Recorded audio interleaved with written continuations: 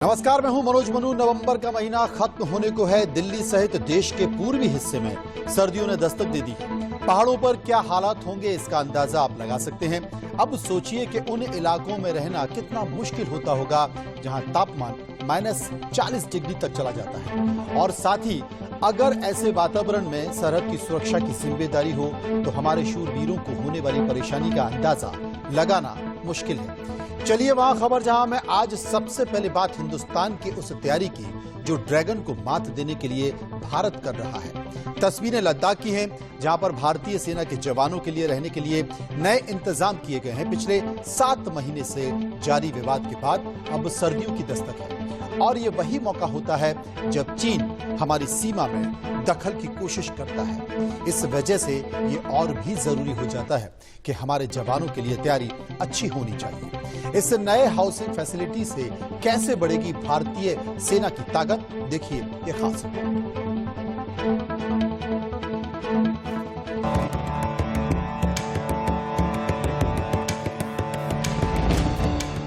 बर्फ की चादर ओढ़े जिन इलाकों में सांस तक लेना मुश्किल हो जाता है, उन इलाकों में हमारे जवान पूरी मुस्तैदी के साथ ड्रैगन के सामने डटे रहते हैं। इन इलाकों में तापमान के साथ साथ हमारे जवानों के लिए और भी कई चुनौतियां हैं और चीन का सामना करने के लिए अब सीमा तक नई तैयारी शुरू हो गई है। लद्दाख में तैनात हमारे जवानों को नई हाउसिंग फैसिलिटी मुहैया कराए जा रहे हैं। चीन के साथ जारी तनाव के बीच सेना की ये कदम हमारे जवानों के ऑपरेशनल क्षमता को बढ़ाएगा। सेना की नई हाउसिंग फैसिलिटी में जवानों के रहने के लिए कंटेनर, वाहनों के लिए आधुनिक व्हीकल शेड, खुदाई के लिए बोरिंग रिंग, ठंड से लड़ने के लिए पोर्टा केबिन, जवानों के सोने के लिए मॉड्यूलर शेल्टर और बैरल टाइप शेल्टर बनाए गए हैं। मई महीने के बाद पूर्वी लद्दाख में और सब सेक्टर नॉर्थ में घुसपैठ की और अतिक्रमण की कोशिश की है और भारी संख्या में उसने अपने सैनिकों को वहां तैनात करा। भारतीय सेना का भी उसको जवाब देने के लिए काफी हद तक डिप्लॉयमेंट किया गया है और जैसा डिसएंगेजमेंट की प्रोसेस लंबी खींच रही है, भारतीय सेना अब वहां पर इस ठंडों में रहने के लिए पूरी तरह से तैयार हो चुकी है। सेना के सामने इस इलाके में काफी चुनौतियां रहती है। ऐसे में सर्दियों के बढ़ने के साथ सेना की ये तैयारी जवानों के लिए काफी कारगर होती है। भारतीय सेना का कहना है कि नए आवास बेहतर सुविधा से लैस हैं। बिल्कुल नए तरीके से बने आवासों में जवान रह सकेंगे और इनमें बिजली, पानी, हीटिंग की सुविधा के साथ साथ स्वास्थ्य और सफाई का भी विशेष ध्यान रखा गया है। आर्मी के पास अब तक सर्दियों में तैनाती के लिए स्मार्ट कैंप्स मौजूद थे। नए आवास उनकी कमी भी पूरी करेंगे। ऑपरेशनल कैंप बनाए हैं जिनको कि हम ऑपरेशनल कैंटोनमेंट भी कह सकते हैं और इसमें जो है सैनिकों को वो तमाम सुविधाएं प्रदान की जा रही है जिसके अंतर्गत वहां पर ऐसे जो टेंट दिए जा रहे हैं जो कि -40 के टेम्परेचर में भी हमारे जवान उसमें रह सकते हैं। पूर्वी लद्दाख में मई के महीने से ही भारत और चीन के बीच तनाव बना हुआ है। डिसएसेसमेंट की प्रक्रिया को वेरीफाई करने के लिए भारतीय और चीनी मिलिट्री ज्वाइंट मैकेनिज्म में भाग लेगी, जिसके लिए प्रतिनिधियों की बैठक के साथ साथ मानव रहित विमानों यानी UAV का उपयोग किया जाएगा। हालांकि पिछले अनुभव को देखते हुए भारत इस बार चीन पर आंख मूंद कर भरोसा नहीं करना चाहता है। हालांकि भारत LAC पर किसी तरह का तनाव नहीं चाहता है, लेकिन बातचीत के बीच ही भारत ने ये भी साफ कर दिया है कि भारत किसी भी कीमत पर अपनी जमीन नहीं छोड़ेगा। इजहार खान, इंडिया न्यूज। तो जैसा कि तस्वीरों में आपने देखा कि भारत और चीन सीमा पर लगातार 7 महीने से विवाद चल रहा है और ऐसे में वहां 40 फीट बर्फ और -40 डिग्री तापमान। आप सोच सकते हैं इन सब के बावजूद हमारे देश के शूरवीर देश की रक्षा के लिए वहां पर डटे हुए हैं, जमे हुए हैं। बातचीत करने के लिए सीधे चलेंगे मेजर जनरल रिटायर JKS परिवार साहब इस वक्त हमारे साथ मौजूद हैं। परिवार साहब, मैं आपसे जानना चाहता हूं कितना चुनौतीपूर्ण होता होगा ये मौका। देखिए, मैं खुद वहां पर रह चुका हूं और मैं समझता हूं कि पेंगांग त्सो लेक चुशूल के इलाकों में रहना ही एक बहुत बड़ा मुश्किल काम है।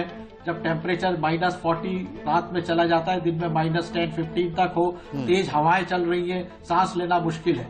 मगर मैं आपको पूरा भरोसा दिलाता हूं आपके माध्यम से देश को कि हमारे जवान जो है ऐसे मौसम में रहने के आदी हो चुके हैं, और जिस तरह से ग्लेशियर पे हम पिछले सियाचिन ग्लेशियर में पिछले 35 साल से डटे हुए हैं, वो हमारी सेना को बहुत जबरदस्त होश जोश सभी प्रदान करता है। और इसी वजह से गलवान वैली और पेंगांग त्सो लेक के अलावा देप्सोंग में हम लोगों को तैयारी करने में ज्यादा मुश्किलों का सामना नहीं करना पड़ा है।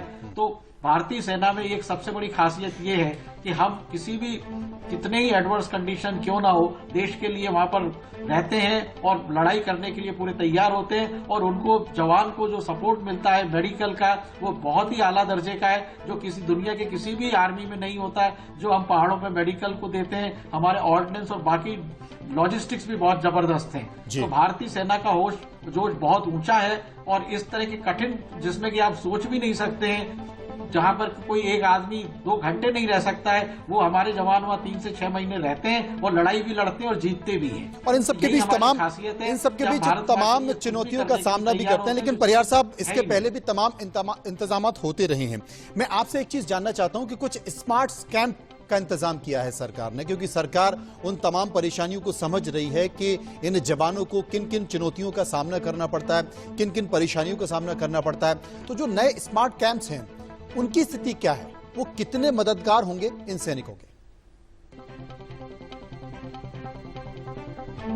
बहुत ही ज्यादा मददगार होते हैं, क्योंकि इसमें जो है आप टेम्परेचर को मेंटेन कर सकते हैं, और उसमें जो है दूसरी फैसिलिटीज भी उसके अंदर दी जा सकती हैं। स्मार्ट कैंप्स के अंदर जो है वो उनके जो पोर्टा केबिन्स होते हैं, फाइबर हट्स होती हैं, उसमें ईंधन का उपयोग कम और दूसरी चीजों का ज्यादा करके उनको बहुत ही ज्यादा अच्छा बनाया जा सकता है। हमारे उसमें जो लॉजिस्टिक्स आइटम्स है उनका प्रोटेक्शन भी होता है, खाने पीने का सामान भी अच्छा रखा जा सकता है। तो जैसे जैसे समय बीतता है, तकनीकें आगे बढ़ती जा रही है। जो बातें 1983-84 में थी, 2000 में थी, उससे अब टेक्निकली हम लोग बहुत एडवांस हो गए हैं। और भारतीय फौज जो है कि चुस्त दुरुस्त फौज है, और उसको अब लेटेस्ट गैजेट्स जो यूरोपियन कंट्रीज में अवेलेबल है और जो आर्कटिक और अंटार्कटिक एक्सपीडिशंस में यूज होते हैं, वो सारे हमको मिल चुके हैं। तो हर हालत में हमारा जो लॉजिस्टिकली हम चाइना की आर्मी से बहुत आगे हैं, चाहे वो मेडिकल हो, चाहे स्मार्ट कैंप्स हो, चाहे पोर्टा केबिन्स हो, सारी फैसिलिटीज हमारे पास में है। और जो सेना की उनका जो मुकाबला करने की क्षमता होती है, हौसला होता है, वो काफी बढ़ रहा है। जी परिहार साहब, आप हमारे साथ बने रहें, क्योंकि ये इकलौती तस्वीर नहीं है, और भी बहुत सारी तस्वीरें हैं और भी बहुत सारी खबरें, विस्तार से आपसे चर्चा और भी करेंगे। आप हमारे साथ बने रहें। बात करते हैं लद्दाख की। एक तरफ लद्दाख में भारत अपनी तैयारियां तेज कर रहा है, वहीं अरब सागर में पिछले 2 दिनों से भारत के साथ दुनिया के 3 और बड़े देश युद्धाभ्यास कर रहे हैं। भारत, अमेरिका, जापान, ऑस्ट्रेलिया के सैनिक मालाबार युद्धाभ्यास के तहत अरब सागर में ताकत का प्रदर्शन कर रहे हैं। स्वाभाविक है, ग्लोबल लेवल पर भारत के बढ़ते दबदबे को देखकर चीन की चिंता बढ़ गई है। अरब सागर से आ रही ये तस्वीरें ड्रैगन के लिए फाइनल वार्निंग की तरह हैं। क्वाड देशों के साझा अभ्यास से क्यों परेशान है चीन? एक रिपोर्ट देखिए।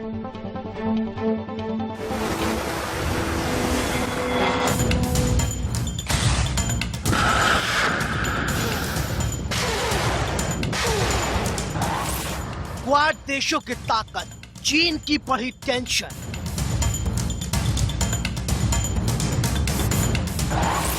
अरब सागर में युद्धाभ्यास से घबरा रहा है ड्रैगन।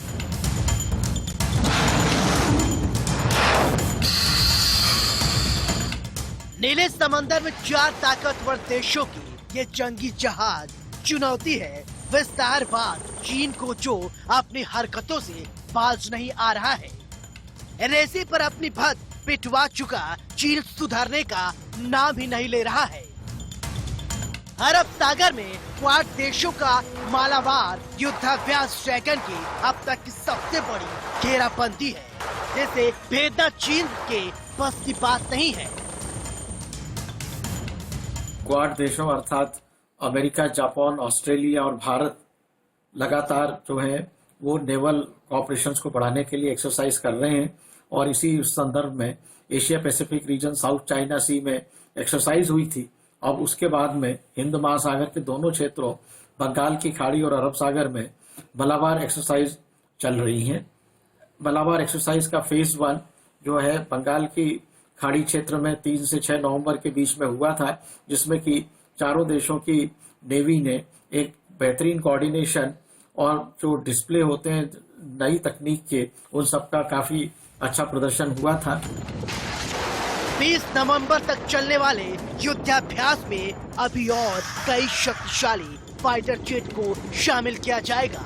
अब तक हुए युद्धाभ्यास में दूसरे चरण के पहले दिन अमेरिका के सबसे बड़े एयरक्राफ्ट कैरियर यूएसएस निमित्य और भारत के एयरक्राफ्ट कैरियर आईएनएस विक्रमादित्य ने एक साथ अरब सागर में फॉर्मेशन बनाया। इनका साथ ऑस्ट्रेलिया के घातक फ्रिगेट बल्लार्ड और जापान की नौसेना के युद्धपोत जीएस ओनबी ने दिया।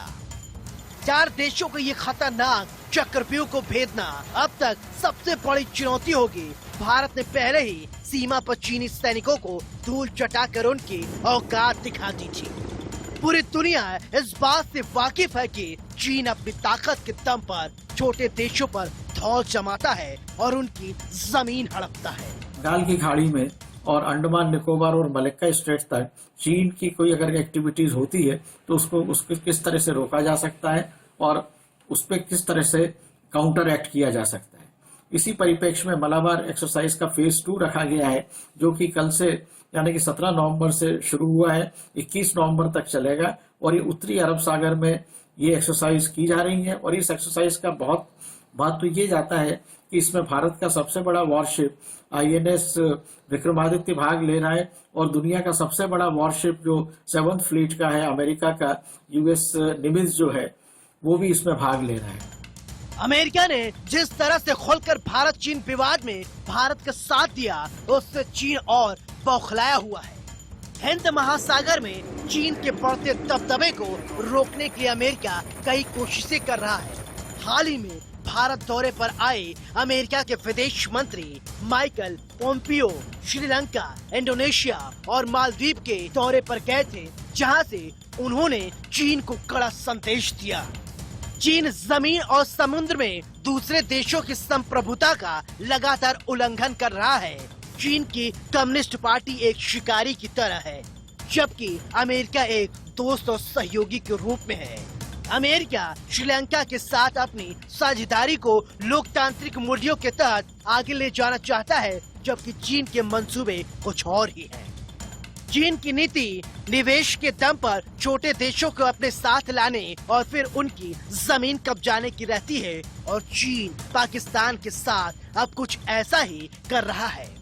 लेकिन दुनिया की सबसे बड़ी ताकतों के साथ आने से चीन के लिए अपने मंसूबों में कामयाब होना लगभग असंभव है। इजहार अली, इंडिया न्यूज। परियार साहब हमारे साथ हैं, उन्हीं के पास चलते हैं। परियार साहब, बस जरूरी नहीं है कि युद्ध या अपने दुश्मन को पराजित करने के लिए हथियारों से लड़ाई लड़ी जाए। कई बार मनोवैज्ञानिक तरीके से भी दुश्मन को परेशान किया जा सकता है, पराजित किया जा सकता है। और ये जो मलक्का स्ट्रेट में इस वक्त जो युद्ध का अभ्यास चल रहा है भारत सहित 3 देशों का, आप मानते हैं कि मनोवैज्ञानिक तौर पर भारत चाइना पर हावी है? बेशक, जहां तक साउथ चाइना सी का सवाल है, भारत का रोल उसमें बहुत ज्यादा बढ़ता जा रहा है। ये बात अमेरिका भी समझ चुका है और क्वाड कंट्रीज ही जो है वो साउथ चाइना सी और हिंद महासागर में मिलके चीन को रोक सकते हैं। नहीं तो चीन जो है एक तरह से वो हिंद महासागर में बांग्लादेश, श्रीलंका, मालदीव, सेशल्स और पाकिस्तान सब पे काबी होके वो अपनी आगे बढ़ने की पूरी कोशिश कर रहा है। तो माइंड गेम में भारत ने सुपेरिटी ले ली है क्वाड के थ्रू। और इसके अलावा माइंड गेम के अलावा जब ये एक्सरसाइज होती है तो जो कोऑर्डिनेशन डेवलप होता है, एक दूसरे को नेवी को आप समझ रहे हैं, उनके फंक्शनिंग को समझ रहे हैं, उसके साथ में एक उनमें टारगेट बनाया जाता है, एक उसमें एक घोस्ट एनिमी होता है, उस पर आपको कैसे एक्ट करना है। तो मैं समझता हूं कि इसका माइंड गेम भी और चीन समझता है कि भारत जो है ये एक्सरसाइज में पहले बंगाल की खाड़ी और अब अरब सागर में नॉर्थ अरब सागर में कर रहे जी। हैं, जो ग्वादर पोर्ट से बिल्कुल लगा हुआ इलाका है वहां पर हो रहा है। तो एक तरह से कराची और ग्वादर पोर्ट में अगर चाइना कुछ एक्टिविटीज सोचता है कि वहां करेंगे आगे चल के, उसपे भी ये एक तरह का बहुत ज्यादा जबरदस्त मानसिक दबाव भारत ने डालने में सफल हुआ है। और मैं समझता हूं कि अगर आपके साथ निमित्त और विक्रमादित्य दोनों एक साथ खड़े होते हैं तो दुनिया की कोई भी नेवी उनका मुकाबला नहीं कर सकती है। इसमें आपके पास हर तरह के गजेट्स हैं, आप फाइटर प्लेन को शॉर्ट उसमें वर्टिकल ले जा सकते हैं, आप सबमरीन यूज कर सकते हैं, आप क्रूज मिसाइल यूज कर सकते हैं। तो पूरी वार गेम एक्सरसाइज जो है वो चीन को हिला के रख देगी, ऐसा मैं मानता हूँ। बिल्कुल हिलाकर रख दी। बहुत बहुत शुक्रिया करेंगे परिहार साहब का, जो इस पूरे मामले पर हमें विस्तार से जानकारी दे रहे थे, समझा रहे थे, सरहद पार बात कर